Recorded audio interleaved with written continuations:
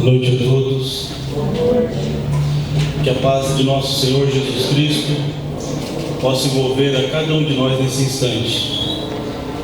Em nome do Centro Espírita Allan Kardec, mais uma vez, nós queremos agradecer a presença de todos e pedimos que neste momento se unam a nós, fechando os olhos, elevando os nossos pensamentos aos pés de nosso Pai Todo-Poderoso, para que possamos rogar a Ele, em nome de Jesus, nosso Mestre Divino e amado, para que o Pai derrame sobre nós as suas bênçãos, a sua luz, a sua misericórdia, que Ele possa envolver a cada um de nós, para que possamos neste momento encontrar a paz interior, deixando os nossos problemas cotidianos do lado de fora por um instante, deixando as nossas preocupações, para que possamos aqui, unidos a Ele, possamos encontrar as respostas, a luz do caminho que nos ajudará a trilhar dia a dia no caminho da nossa renovação, no caminho da nossa melhora íntima, sabendo aproveitar cada dia, cada experiência, cada oportunidade que Ele, nosso Pai, tem nos oferecido nessa vida. Que saibamos aproveitar a sagrada oportunidade de estar aqui nesta vida hoje, vivenciando aquilo que o Pai preparou para nós, aquilo de que mais necessitamos nessa hora, aquilo que pode nos fazer crescer e seguir na direção da felicidade real, da felicidade verdadeira, que nosso Mestre Jesus nos disse que ainda não é deste mundo. Dessa forma, lembrando o Mestre de Nazaré, mais uma vez, repetimos a prece que Ele nos ensinou. Pai nosso que está nos céus, santificado seja o vosso nome. Venha a nós o vosso reino. Seja feita a vossa vontade, assim na terra como no céu. O pão nosso de cada dia nos dai hoje. Perdoai as nossas dívidas, assim como perdoamos os nossos devedores. E não nos deixeis entrar em tentação, mas livra-nos de todo mal, porque teu é o reino, o poder e a glória para todo sempre. E da mesma forma, rogamos ainda a nosso Pai, ao Divino Mestre Jesus, a todos os benfeitores e benfeitoras, amigos, trabalhadores desta casa, para que também envolvam nossa irmã Joana, responsável pela mensagem da noite, para que ela consiga nos transmitir de forma clara tudo aquilo que ela preparou, intuída pelos seus mentores, pelos guias espirituais que guiam os caminhos do Evangelho, da divulgação do Evangelho no Brasil e no mundo. Dessa forma, Pai, lhe agradecemos mais uma vez. Muito obrigado, que assim seja. Hoje nós temos a grata satisfação de receber a nossa irmã Joana, que é uma trabalhadora do Centro Espírita Emmanuel de Rolândia. Joana é espírita de berço. Seu avô, grande trabalhador da doutrina, hoje seu pai, desenvolvem diversas atividades em Rolândia, inclusive cuidando de um albergue noturno, de atendimento também a crianças, né? A crianças. E a Joana também já participou de algumas atividades aqui na casa, uma trabalhadora conhecida, dedicada à doutrina, dedicada ao Evangelho de Jesus. Nós temos certeza absoluta que ela vai nos trazer uma mensagem hoje, de acordo com aquilo que nós necessitamos para este momento. O tema que eu trouxe para a gente conversar hoje, ele vai em um assunto que toca a todos nós, que é o melhoramento espiritual. E para isso eu trouxe inicialmente a pergunta 919 do Livro dos Espíritos. E a pergunta é: qual é o meio prático e mais eficaz para se melhorar nesta vida e resistir aos arrastamentos do mal? E a resposta dos Espíritos: um sábio da antiguidade vos disse: conhece-te a ti mesmo. E após isso, o Espírito responde que nós compreendemos a sabedoria dessa máxima, mas a dificuldade está justamente em saber como se conhecer, como levar esse processo, como alcançar esse conhecimento de si mesmo. E se os Espíritos trazem que é o meio mais eficaz e prático para se melhorar nessa vida e resistir ao mal, então ele merece com certeza toda a nossa atenção, nosso estudo e nossa dedicação nessa nossa vida que é passageira, mas visando a vida espiritual que é a verdadeira vida. E antes de a gente falar um pouco do que Santo Agostinho explica sobre como conhecer a si mesmo, eu quero trazer uma história desse livro, Viver Sempre Vale a Pena, da nossa querida Célia Xavier de Camargo, uma psicografia dela, Célia lá de Rolândia, pelo Espírito Eduardo. E eu não sei, alguém já leu esse livro? Eu vou contar uma história dele. E eu achei muito interessante, ainda mais nesse mês de prevenção ao suicídio, que ele conta nesse livro, na cidade espiritual de Céu Azul, eles tinham um grupo que se dedicava a auxiliar os encarnados com ideações suicidas. Então esse livro vai falar sobre isso, sobre esse grupo, nessa cidade espiritual aqui próxima da gente, de Céu Azul, que ele se dedicava a isso. Então, pessoas encarnadas que estavam com ideias suicidas, eles iam lá e auxiliavam aquela pessoa para que ela conseguisse se manter aqui no caminho dela. E essa história que ele conta é de uma adolescente chamada Luciana. E o Eduardo, que era um dos jovens que estava nesse projeto, eles tiveram inicialmente a parte teórica do estudo e na primeira atividade prática deles, eles foram atender a esse chamado envolvendo essa adolescente. E ele conta: em meio a um matagal, num terreno baldio, na periferia de grande cidade, encontramos uma jovem desacordada. Nosso instrutor acercou-se da adolescente cheio de piedade. Era uma menina, aparentando uns 15 anos, talvez mais. Loira, magra, muito bonita e bem vestida, o que denotava ser alguém da sociedade. Extremamente pálida, tinha contornos arroxeados nos olhos e boca. Estava toda molhada em virtude da garoa que caía durante a madrugada. Galeno cumprimentou uma entidade do nosso plano que estava próximo da jovem. Era uma senhora de cabelos grisalhos, acusando intensa preocupação. Quando nos viu, veio ao nosso encontro. Graças a Deus vocês chegaram. Minha neta está passando muito mal, exclamou ela aflita, mas aliviada. Recebemos o seu chamado, irmã Adelina. O que aconteceu?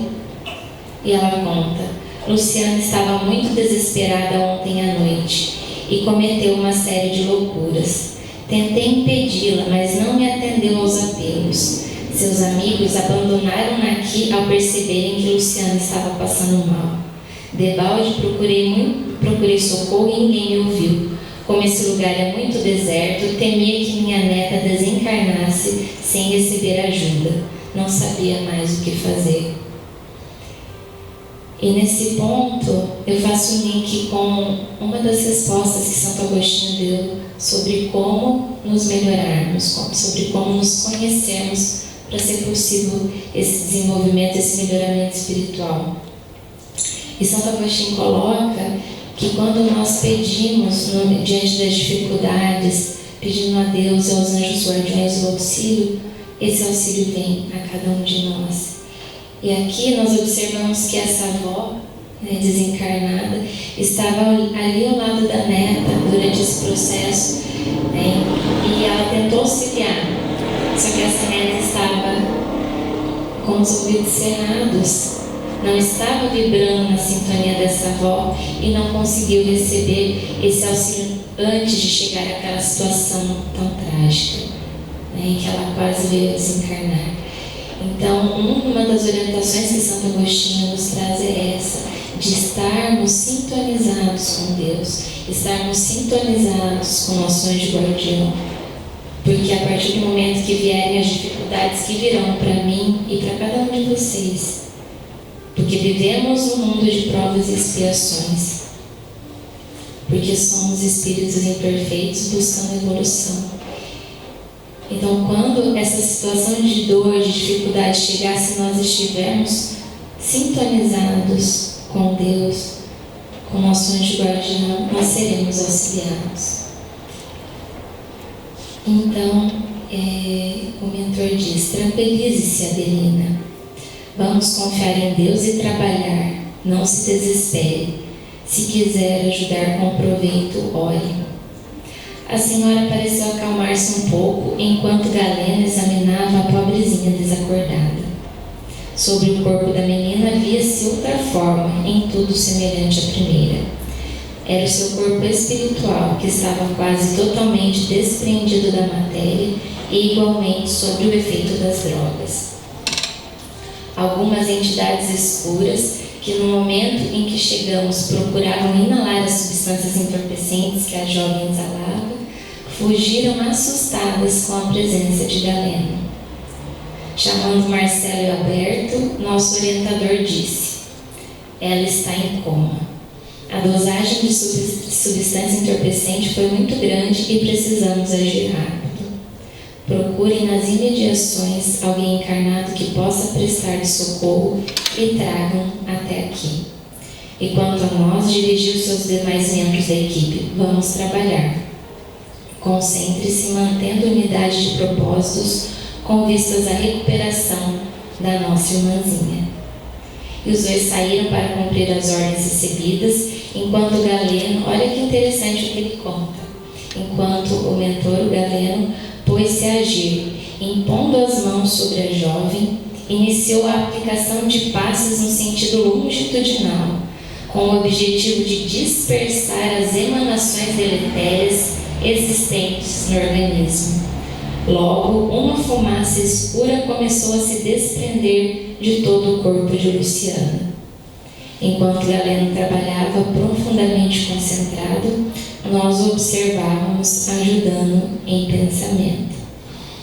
E daí ele conta que em alguns minutos chegou uma pessoa, as outras duas pessoas da equipe conseguiram sensibilizar um encarnado que estava passando por aquele lugar, por aquele matagal, e essa pessoa encontrou a adolescente, a Luciana, conseguiu chamar a ambulância e ela não desencarnou assim por questão de minutos em que ela foi socorrida, O médico avisou os pais dela que mais alguns minutos, se ela não chegasse, ela teria desencarnado. Então aqui ele conta uma situação, pela situação dela de overdose, que ela quase veio a desencarnar pelo suicídio. E foi pelo auxílio principalmente dessa avó e desse grupo que faz esse trabalho de auxílio àqueles que possuem ideações suicidas, que têm comportamentos ligados ao suicídio. Eles conseguiram auxiliar essa adolescente. E eles, a partir desse momento, eles vão conhecer um pouco mais da história dessa jovem. E acompanhando ela no hospital, eles percebem quando ela acorda, desperta, que ela não despertou com um sentimento de valorização da vida. Ela demonstrou muita revolta com os pais. E naquele momento, algumas pessoas que estavam naquele grupo, que não conheciam a história dela, até chegaram a julgar: nossa, ela teve uma nova chance, está assim, E aí que vem o Mateus capítulo 7, versículo 1, que nos diz: não julgueis para que não sejais julgados. Eu acho que tanto na nossa vida pessoal, quanto em situações em que observamos pessoas com esse sofrimento ou com algum comportamento como dessa jovem, existe uma tendência muito grande de julgar. E por isso, logo após essa mensagem, o livro traz, Mateus capítulo 7, não julgueis para que não sejais julgados. A compaixão de saber olhar para o outro e ter a consciência que nós não sabemos o que a outra pessoa está sentindo, nós não sabemos o que a outra pessoa está passando, tudo que ela já vivenciou. E temos a humildade de reconhecer que nós não sabemos o que faríamos no lugar daquela pessoa. Por mais que o nosso orgulho nos coloque no patamar, eu não faria de tal jeito, nós não sabemos. Nós somos seres únicos, nossas dificuldades são únicas e o do outro também. Então, a partir do momento que a gente desenvolve esse olhar de compaixão e consegue colocar em prática esse não julgar, para não sermos julgados, a gente consegue olhar de uma forma diferente. E foi isso que essas pessoas viram quando começaram a conhecer a história da Luciana, conhecer a história de uma menina muito rica que era deixada somente por empregados, que nunca tinha um carinho do pai nem da mãe, que nunca teve um apoio, nunca teve afeto. Então, esse olhar de conhecer para além do que está ali, porque tem muito. Eu acho que a partir do momento que a gente começa esse processo do autoconhecimento, a gente começa a ver que não só para aquele que está ao nosso lado, tem muitas questões a serem trabalhadas, que nós ainda não vemos e não conseguimos enxergar, mas como em nós mesmos. O quanto ainda somos falhos, o quanto ainda somos reativos, o quanto colocamos comportamentos de raiva em pessoas que não têm ligação com aquele sentimento que foi despertado em outro lugar, às vezes no trabalho, descontado na família, às vezes foi despertada aquela raiva junto a familiares, foi descontado alguém no trabalho.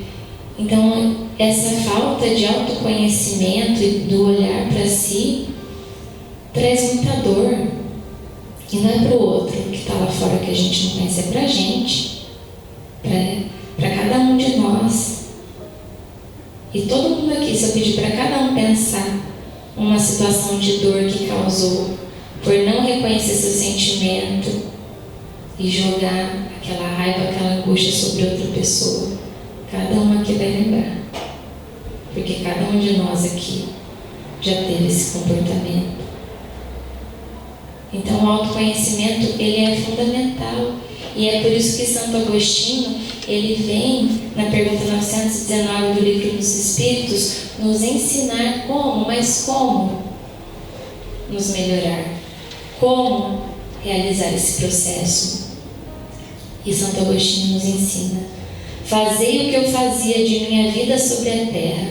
Ao fim da jornada, eu interrogava minha consciência, passava em revista o que fizera e me perguntava se não faltara algum dever, se ninguém tinha nada a se lamentar de mim. Foi assim que consegui me conhecer e ver o que havia para reformar em mim, sempre pedindo a Deus e ao anjo guardião para nos esclarecer. Então, Santo Agostinho conta como ele fez para conseguir se conhecer e se melhorar, que foi também o que Allan Kardec, é a mesma coisa que Allan Kardec fazia, que era ao fim de cada dia se perguntar: o que eu fiz de bom no dia de hoje? O que eu fiz de ruim no dia de hoje? Pedindo auxílio a Deus para esclarecer naquilo que pode ser transformado. E é uma prática diária, diária, ter esse olhar. sobre a gente, sobre os nossos comportamentos, sobre os nossos pensamentos e sobre os nossos sentimentos. E todos aqui podem colocar isso em prática. Mas depende de força de vontade, depende de disciplina. Não vai ser fácil. Talvez a gente consiga num dia, no outro não, no outro sim, mas ter esse propósito de se olhar, de se analisar e de olhar para cada dia, identificando o que poderia ter feito melhor, como agir de uma forma mais positiva em outra situação. E Santo Agostinho, ele continua para nos auxiliar nesse processo. Ele diz assim: mas direis, como se julgar? Não se tem a ilusão do amor próprio que ameniza as faltas e as desculpas? O avarento se crê simplesmente econômico e previdente. O orgulhoso crê não haver senão a dignidade. Então, ele vai falar como se julgar, sem ter essa ilusão do amor próprio para amenizar nossas faltas. Eu acho que todos nós também já tivemos em situações em que a gente acha que aquilo não é tão sério que a gente fez, mas e como então se julgar? E ele fala: tendes um meio de controle que não pode vos enganar. Quando estiverdes indecisos sobre o valor de uma de vossas ações, perguntai-vos como a qualificaríeis se fosse feita por outra pessoa. Se a censurais em outrem, ela não poderia ser mais legítima em nós. Porque Deus não tem duas medidas para a justiça. Então, como se analisar? Como julgar se aquela nossa atitude, aquele nosso pensamento, ele está de acordo ou não com as leis de Deus? Então, olha, se outra pessoa fizesse aquilo, você julgaria se seria correto ou não? Se não é correto o outro ter aquele tipo de comportamento, então não é correto para você, porque como Santo Agostinho diz, Deus não tem duas medidas para a justiça. Então ele nos traz uma forma muito clara de identificar. E Santo Agostinho continua e nos coloca que aquele que tem vontade séria de se melhorar, explore, pois, sua consciência, a fim de arrancar dela as más tendências, como arranca as más ervas do seu jardim. Que faça o balanço de sua jornada moral, como o mercador faz de suas perdas e lucros. E eu vos asseguro que a um lhe resultará mais que a outro. Se ele puder dizer que sua jornada foi boa, pode dormir em paz e esperar sem receio o despertar de uma outra vida. Então ele faz essa relação do balanço. Sabe o balanço que a gente faz das contas de casa, o balanço que a gente faz na empresa, o balanço que a gente faz sobre tantas coisas? Ele fala que nós precisamos fazer um balanço sobre os nossos pensamentos, sentimentos e comportamentos. E isso nos possibilitará avaliar o caminho que nós estamos seguindo.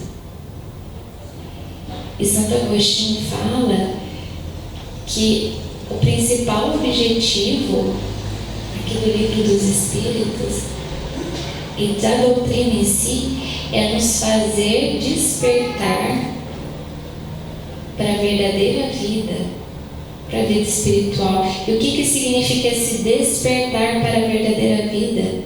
Significa que nossa encarnação não seja dispensada apenas com material, porque o material todos nós sabemos que é passageiro. Então, por que eu dedico tantas horas para situações, para coisas materiais, e para o meu crescimento espiritual eu não dedico?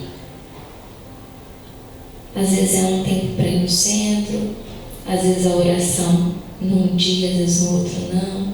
E essa autoanálise e essa avaliação dos nossos comportamentos, dos nossos sentimentos, do que estamos fazendo para nos melhorarmos. Ela é fundamental.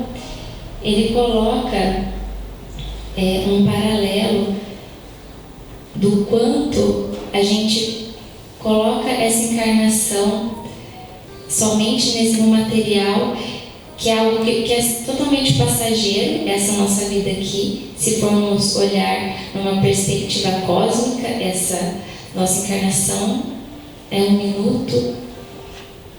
E o nosso espírito, que é imortal, a gente acaba deixando de lado todas as atividades de transformação que envolvem ele, ou a gente deixa um espaço muito pequeno.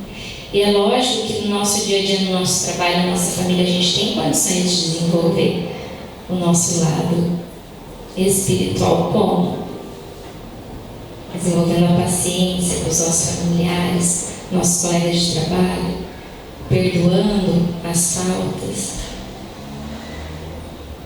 tendo caridade para com aqueles que convivem conosco e para com os nossos irmãos em humanidade.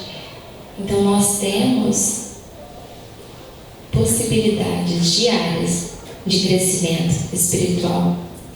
Só que nós precisamos ter esse olhar. Nós precisamos começar a abrir os nossos olhos do espírito,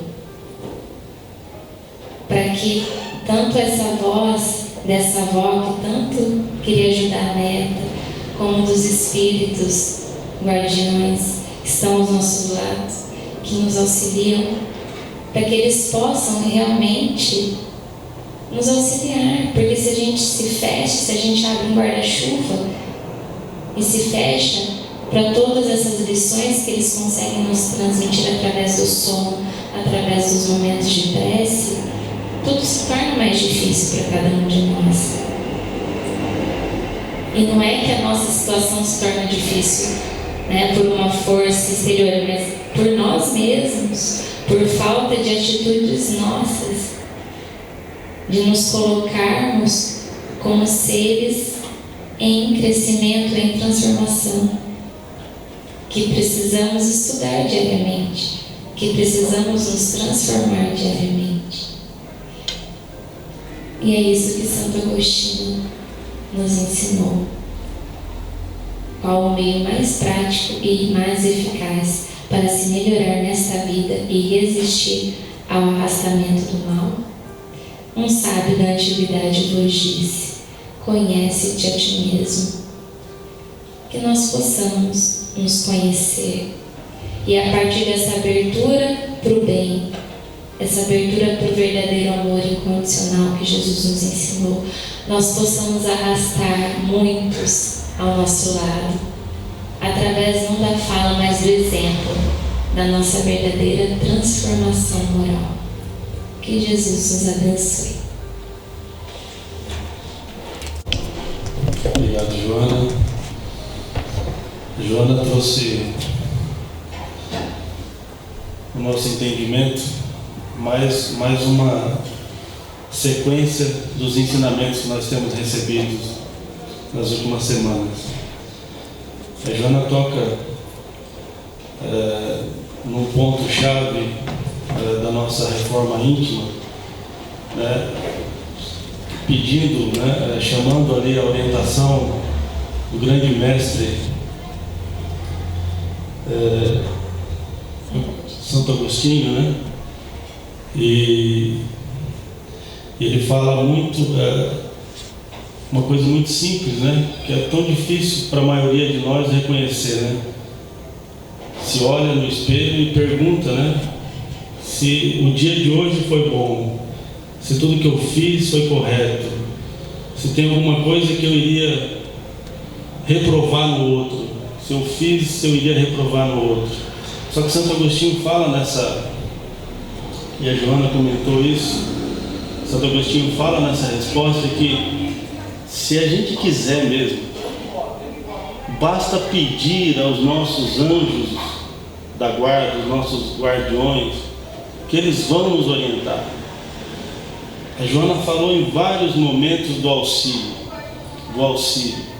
Se nós lembrarmos lá o livro Nosso Lar, em que a estrutura administrativa de Nosso Lar ela é dividida em 6 grandes ministérios, somente 6 ministérios.